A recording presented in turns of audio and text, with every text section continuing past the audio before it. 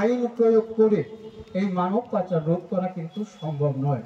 এটা সম্ভব কেবল সকলে ঐকান্তিক প্রচেষ্টায়। আর সেজন্য জনপ্রতিনিধি, সাংবাদিক, শিক্ষক, ধর্মীয় নেতা, সর্বোপরি সর্বস্তরের জনসাধারণকে এই মানব পাচার প্রতিরোধ করবার জন্য এগিয়ে আসতে হবে।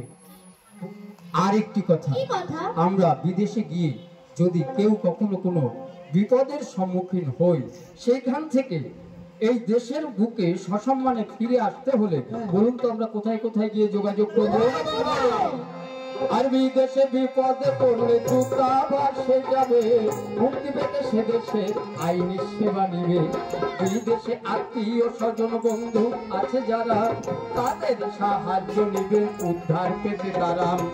পাচারের পর দেশে ফিরে এলে কোনো জন ভেঙে না পড়ে শুরু করুন নতুন জীবন।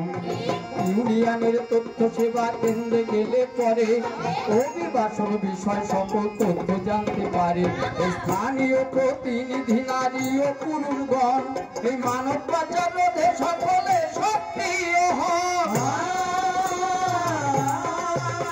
এই আইন শৃঙ্খলা বাহিনী সক্রিয় থাকিলে পাঠিবে না পাচারকারী চক্র মাথা তুলে।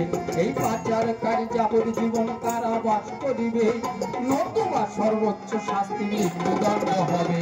তাই আশ্বাসের পক্ষ হতে নিবেদন জানাই, মানব পাচার রোধে আমরা এক হয়ে দাঁড়াই। আমরা পাচার মুক্ত দেশ করতে চাই, আমরা পাচার মুক্ত দেশ করতে চাই। এই